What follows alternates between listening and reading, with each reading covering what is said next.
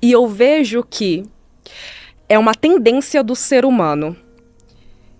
Ele só sai do local da dor quando a dor de permanecer for maior do que o medo de ir embora. A Bíblia diz que as bênçãos de Deus enriquecem e não acrescentam dores. Yes. Então, tudo o que não fizer parte do seu propósito e estiver na sua vida vai te machucar até você entender que não é de Deus para sua vida.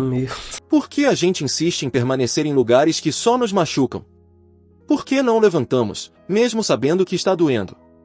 Nesse corte do Youngcast, Verena Araújo conta uma história simples, mas perturbadora, que explica exatamente isso, e talvez você se reconheça nela mais do que imagina. Ela fala sobre dor, desobediência e o momento em que Deus permite que o sofrimento aumente, não para te punir, mas para te fazer sair de onde nunca foi o seu lugar. A pergunta é: quanto ainda vai precisar doer para você se mover? Assiste até o final. Essa fala pode mudar completamente a forma como você enxerga a dor que está vivendo hoje.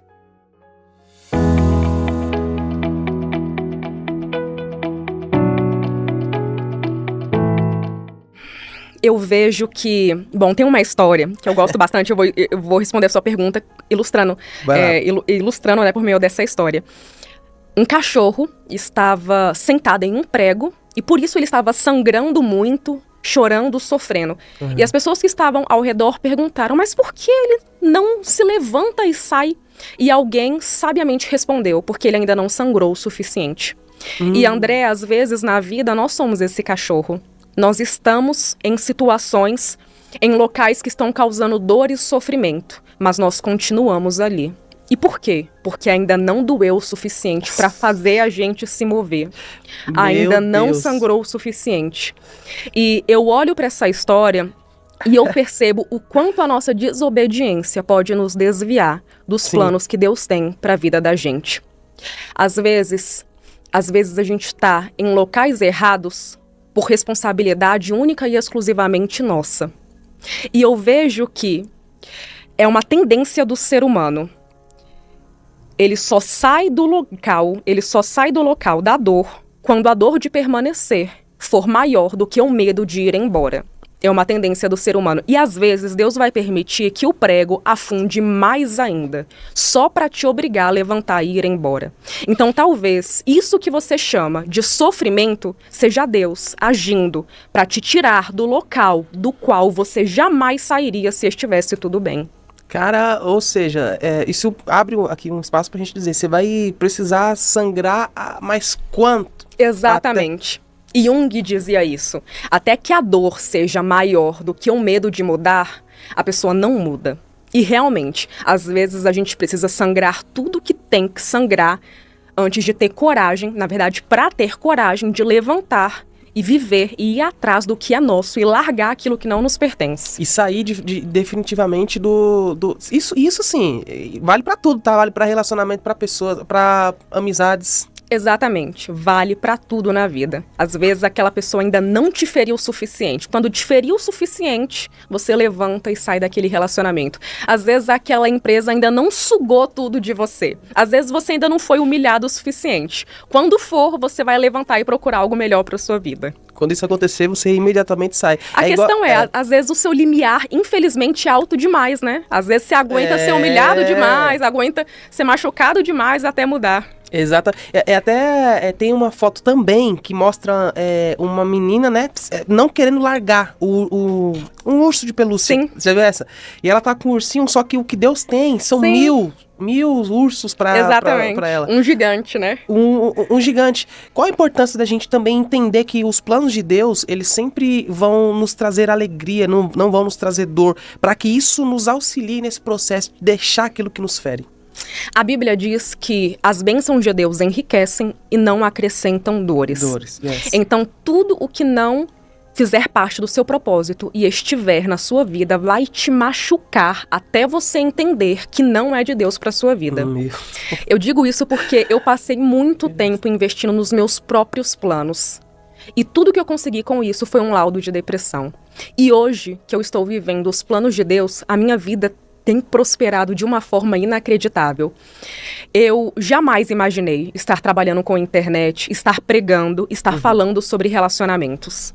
Mas Deus colocou isso no meu caminho. Eu poderia recusar, porque eu tenho livre-arbítrio. Mas eu resolvi aceitar. Porque mesmo sem ter vivido nem mesmo 1% do que Deus tem pra mim, eu já entendi que a vontade dele é boa, perfeita e agradável. E por quê? Porque hoje eu tenho paz. E isso pra mim já é suficiente para que eu saiba que estou no caminho certo. Porque a Bíblia diz, seja paz o árbitro do teu coração. Então, se tem paz, Deus está ali. Porque a paz que excede todo o entendimento, só Deus pode dar. Você tá ali, sofrendo, sendo humilhado, tá machucando, mas você tem paz. Como assim eu tenho paz, Verena, se tá doendo, tá machucando? Então, mas a Bíblia não diz que excede todo o entendimento? Se excede todo o entendimento é porque não vai fazer sentido mesmo. Não adianta a gente querer procurar sentido em coisas que são sobrenaturais. Então, às vezes, um dos maiores sinais de que Deus está no barco é justamente tem tempestade, o barco tá quase quebrando, as ondas estão vindo, tá tudo escuro, tem trovão, mas você tem paz. Como assim? Não era para ter paz. Era para você estar sucumbindo ao medo, sucumbindo à depressão, ao desespero. Mas tem paz porque Deus está lá. Em um momento ele vai mandar as ondas se acalmarem. E essa paz que excede todo o entendimento aparece justamente em situações nas quais você não vai conseguir enxergar a lógica que está por trás daquela paz. Justamente porque não era para você ter paz, era para você ter sucumbido. Então, viva os planos de Deus. Porque o que é pra gente, da parte de Deus, vai trazer paz, vai trazer prosperidade, mesmo que esses planos sejam precedidos por guerras e lutas. Enquanto que as nossas vontades, por mais que possam trazer, num primeiro momento, prazer, por mais que possam trazer um retorno mais rapidamente, lá na frente vai cobrar um preço. E esse preço costuma ser um preço muito caro, né? É o preço da desobediência.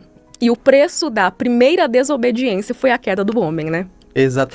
Breno, nesse ponto assim, cara, eu fico pensando que quando você fala sobre abrir mão dos seus planos de fato e confiar em Deus, confiar nos planos de Deus, eu fico pensando na complexidade, né? Porque isso nos propõe que nós devemos sempre amar Deus acima dos nossos sonhos. Sim. Quando, na verdade, grande parte das vezes as pessoas elas têm essa dificuldade, porque elas amam muito, elas sonham com algo, elas colocam o coração naquilo e elas têm Deus apenas como o mordomo que vai entregar aquilo para elas, porque aquilo de fato é a prioridade para aquelas pessoas. Qual a importância de amar a Deus acima dos teus sonhos? Qual a importância de entender que você vai viver os seus sonhos a partir do momento que o amor a Deus for maior que o amor aos seus sonhos? A gente precisa entender que enquanto os nossos corações estiverem nos nossos sonhos, Deus não vai permitir que a gente viva eles. Por quê? Porque o nosso prazer e o nosso coração devem estar única e exclusivamente em Deus. A Bíblia diz em Salmos 37, agrada-te do Senhor e Ele satisfará os desejos do seu coração. Ou seja, primeiro o teu prazer tem que estar no Senhor. Depois, os seus sonhos, as demais coisas serão acrescentadas. E é por isso que eu falo muito. Cuidado com o local em que você coloca o seu coração, porque tudo que tem o seu coração, que não seja Deus, vai trazer dor e sofrimento. E às vezes, sem perceber, André, nós fazemos de pessoas e coisas altares de idolatria em nossas vidas. E Davi entendia isso. E por essa razão, entre outras coisas, ele foi chamado de homem segundo o coração de Deus. Davi amava o filho, que foi fruto de um adultério, mas Deus disse que iria tirar dele aquela criança. Davi entrou em desespero, chorou, se prostrou, jejuou, clamando a Deus, pedindo que Deus não matasse o sonho dele, que era aquela criança. Mas Deus levou mesmo assim. E o que Davi fez, mesmo contrariando todas as expectativas, em vez de sucumbir à dor dele, quando descobriu que o filho havia morrido, ele simplesmente se levantou, foi até a casa de Deus adorá-lo, tomou banho, trocou as suas vestes, comeu e seguiu a vida dele. E Davi só conseguiu seguir a vida dele porque o coração dele estava em Deus. Apesar de amar muito o filho, o sentido da vida dele não estava naquela criança, estava em Deus. E foi por isso que ele não sucumbiu à dor e conseguiu seguir a vida dele. Toda vez que a gente não consegue deixar algo ir, toda vez que a gente não consegue liberar algo da vida da gente, seja um vício, um prazer, relacionamentos, pessoas, é porque aquilo já virou um altar de idolatria no nosso coração. E onde existe idolatria, Deus não habita. Às vezes a gente quer muito o sonho, mas não quer o Deus que realiza os sonhos. Às vezes a gente quer viver os nossos sonhos, porque ainda não entendeu que a vontade de Deus é boa, perfeita e agradável. É por isso que Jó falou, antes eu andava com você por ouvir falar, hoje eu caminho contigo. Porque às vezes a gente fala que acredita, mas a nossa boca não está no mesmo local que o nosso coração. Então tem coisa que você não vai viver, por mais que você deseje, por mais que seja o seu sonho, porque não faz parte do projeto de Deus para a tua vida. Sim. Mas ainda assim Deus vai te dar a opção. Isso aconteceu com meu marido. Meu marido tinha um sonho e Deus perguntou pra ele, você quer viver o seu ou o meu? Ou o meu. Meu marido poderia ter escolhido viver o dele, mas o meu marido escolheu viver os sonhos de Deus. Sofreu muito, sofreu, mas hoje tá prosperando. Por quê? Porque tudo o que não tem Deus, tudo que tem somente o nosso propósito, que beneficia somente o nosso ego, os nossos interesses pessoais, nunca vai trazer o mesmo benefício que o sonho de Deus traria. Até mesmo porque geralmente os nossos sonhos beneficiam somente a gente. Yes. Geralmente os nossos desejos são voltados para o nosso sucesso, enquanto que os planos de Deus visam abençoar todos que estão ao seu redor. Ele vai ali respingar em todo mundo. Então é realmente ter confiança para entender que nem sempre nós vamos viver os nossos sonhos e tá tudo bem, porque mais vale o Deus dos sonhos do que os nossos próprios sonhos.